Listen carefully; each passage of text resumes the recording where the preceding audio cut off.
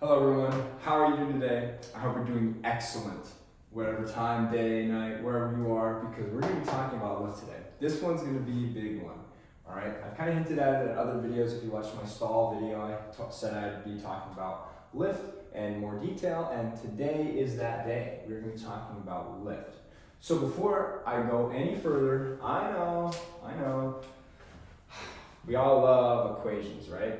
And the best one, in my opinion, is the lift equation. So lift equals 1/2 density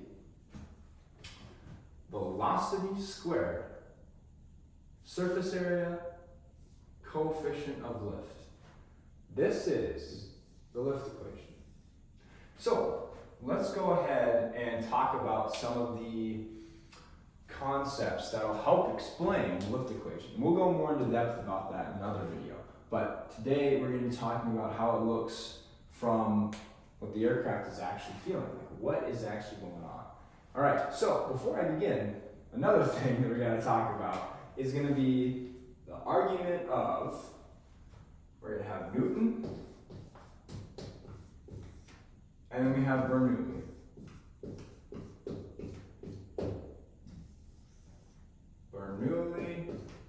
Newton versus Bernoulli. So, which one has more of an impact? All right? Which one has more of an impact? So, right off the bat, a lot of people say, well, Newton is really important, right? Because Newton has all these great laws and great ideas, and obviously, we can talk about his third law. So, Newton, we'll just say N for short, third law, which is every action has equal and opposite reaction. So every action is equal, has an equal plus opposite reaction.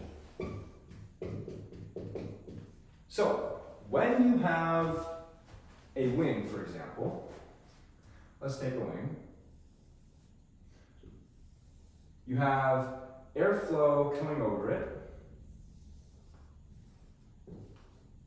and then you have airflow going under it. And people say that this downward action of air is actually causing it to go up. And that's true. We do, because we have a downwash, because we have the air coming over down, equal and opposite reaction, it's going to want to come up. However, there's all this area over here that Newton has nothing to do with. And that's Bernoulli. Bernoulli is the rest of the wing, all right? Bernoulli is the one that we're really going to be focusing on, all right? So just remember that. All right. So now let's start talking about why Bernoulli is more important. Don't just take my word for it, all right? Let's see, and let's actually prove why Bernoulli is more important than Newton when it comes to lift. So the first equation that I want to talk to you about is called mass flow. And let me grab my handy dandy equation sheet right here. And mass flow is rho times area times velocity.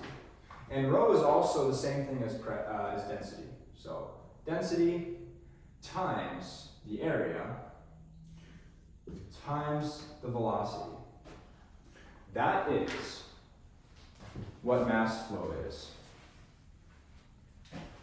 So, what is mass flow and why is it important? Well, this is what's going to be helping us explain how lift works. So, when we have a cylinder, for example, this is Bernoulli's absolute perfect example.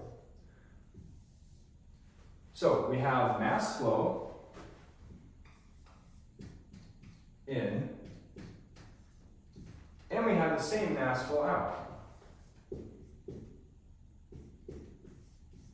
Remember, energy is converted. It's not created nor destroyed. So we have mass flow in and we have the same mass flow out. Remember, that's rho, or pressure, rho, aka density, times area times the velocity. That's our mass flow. So when we have, for example, a constriction, like this right here, we have the air flowing in, the same amount of mass flow flowing in, but what ends up happening is that, what do you notice about these arrows? Doesn't it look like you're actually getting smaller? Now would be true. So the area here is big, area here, big, but here it's a little bit smaller, right? We have less of an area. And because we have less area, if we're talking about mass flow, if our density, or rho, stays the same, and our area gets smaller, well, what's going to happen? In order to get mass flow the same, did I hear velocity has to go up? Yes, that's true. So because the area is smaller and our density is staying the same, our rho, our density is staying the same, our velocity is going to need to increase. So because of that increase in velocity, our pressure is going to also decrease. So that is what Bernoulli is talking about, is that when you increase your velocity, your pressure is going to decrease. Okay? So let us continue on. So, why, you might ask, why does the pressure become lower here? Why is this lower pressure? And why is this higher pressure? Okay? So let's talk about why. And that's because, let's talk about dynamic pressure. So PD, P dynamic. 1/2 rho, once again, or density, 1/2 rho v squared. That is our dynamic pressure. Just making sure my equations are correct here. So rho, density, same thing. So 1/2 density or rho v squared. So what happens, since our mass flow stays the same, because our density stayed the same and our area went down, our velocity increased, correct? So we have a higher velocity right here in this constriction. Because of the velocity increased, our dynamic pressure in this region, if our density is the same, our velocity increased squared. So because of that increase in velocity, our dynamic pressure here, all right, I'll draw an arrow. P dynamic equals much higher, right? So our dynamic pressure is higher. But remember, like everything, nothing is ever created nor destroyed when it comes to energy. So let's talk about our pressure total, P total. Our P total is equal to our pressure dynamic plus our pressure static. So in this region, if pressure dynamic went up, then that means in order to keep our total pressure the same, our static pressure is going to need to drop. So because our static pressure drops, we then have a relative low pressure. Because this is all reference to static pressure, right here. What is the pressure in that region, right? The dynamic pressure is higher and it's going faster, but the static pressure is what we're looking at. We're talking about high pressure underneath the wing and low pressure on top of the wing. We're talking about static pressure. So because of that, static pressure is less, so it's lower pressure. So that is why when you have a cylinder like this and you have an obstruction, the increased velocity, remember, the velocity increases because the area got smaller. Because the density stayed the same, we have to increase our velocity. But because the air increased its velocity, the dynamic pressure increased squared. So the velocity got much, the dynamic pressure got much more. Because of that, because we have more dynamic pressure, our static pressure needs to be less to actually keep the total pressure in and out the same. So that is why we have low pressure here. But here we have high pressure because we have high area, low velocity. Because we have a low velocity, we have pressure dynamic that's less. Therefore, our static pressure needs to be higher. And that's why we have high pressure. So let us now relate this to the wing, right? We'll get our big, we'll make sure that these colors are nice and big. You can really see them. All right, so there's our wing. Now let's go ahead and talk about what happens. So we have airflow that's nice and straight. We have airflow that's nice and straight under here. All right? So as we get close, it's going to actually start going up because it's getting displaced.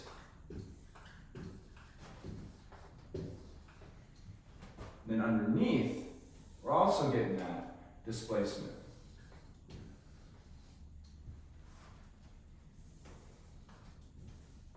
So let's talk about what we learned before with regards to Bernoulli's tube. I'll just kind of draw it here just to remind us. All right, so we've got our tube right there, and we'll start filling in both of these. So if you look here, this region versus this region, this area is a lot smaller than that area, right?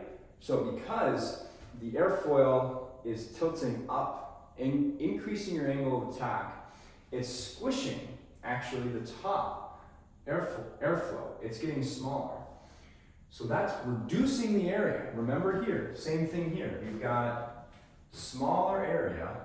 This is big area, small area, big area.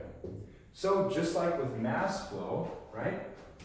Mass flow equals, and let me get my equations, make sure I got mass flow correct. Yep, we got density, area, and velocity. Density stays the same. Our area is decreasing, therefore our velocity, oops.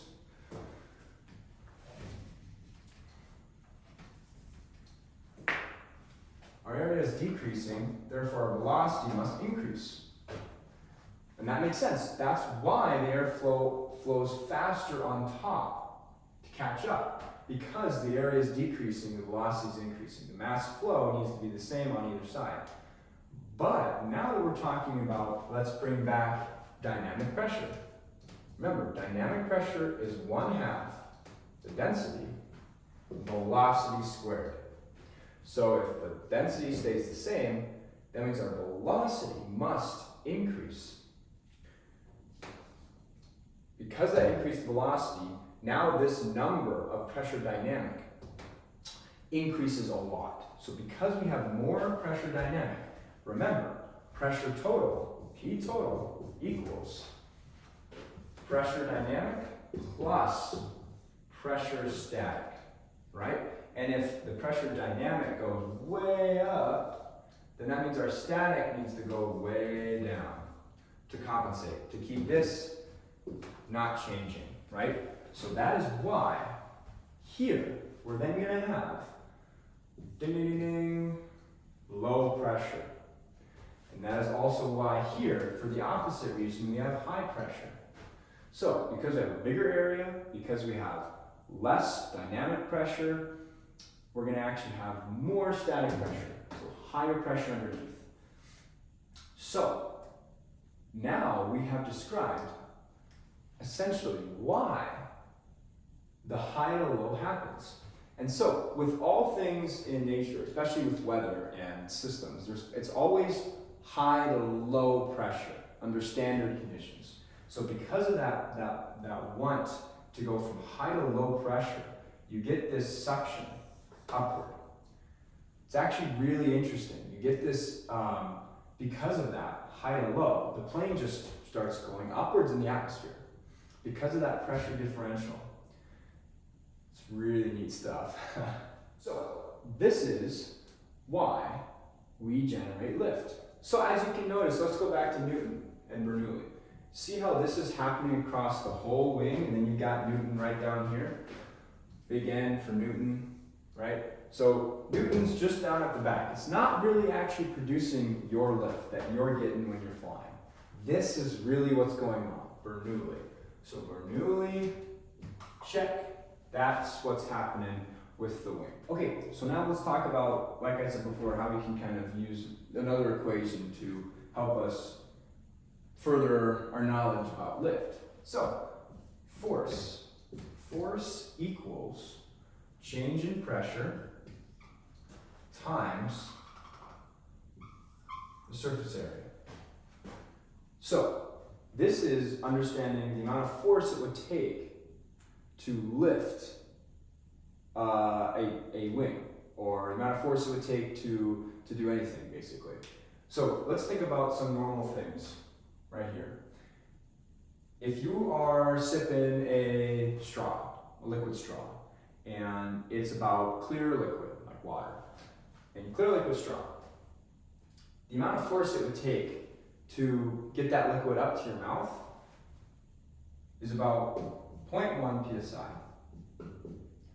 So, clear liquid, 0.1 psi. Now let's think about something really, really heavy. Let's think thick liquid, right?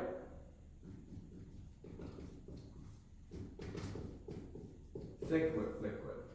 This is going to be 1 psi, pounds per square inch. So, giving you an idea, 0.1 psi is what we're going to be focusing on, all right? And 1 psi is what we're going to be focusing on. So, clear liquid, think about the amount of pressure it takes to get that, versus really thick. You're like, man, this takes a lot of effort. So, let's think about a Piper Archer. Let me make sure these numbers are correct. Yep. All right, so Piper Archer.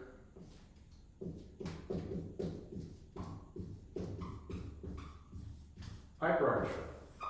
Okay, we have 2,550 pounds max takeoff weight. Okay, so if we're wanting to lift it at the max takeoff weight, that means our force is going to be needing to be 2,550 pounds. All right? And then, if we want to find the change in pressure, the amount needed to lift the plane, well, we don't know that yet. We want to find that out. But we do know the surface area is 174 feet squared. Let's just do feet squared. All right? So you're just going to have to take my word for this. But the surface area of the Piper Archer is 174 feet squared. And then the weight, max takeoff weight, is 2,550 pounds. If we want to find out the change in pressure needed to lift the plane, all we got to do is do a simple calculation. 2,550 divided by 174. And well, if you got your calculator out, go ahead and do it. But what you'll find is that the change in pressure is going to equal 0.1 psi. Believe it or not, your aircraft, or Piper Archer, whatever you fly, all it takes is about the same amount of force to pull clear liquid. That's what it takes to get your plane up.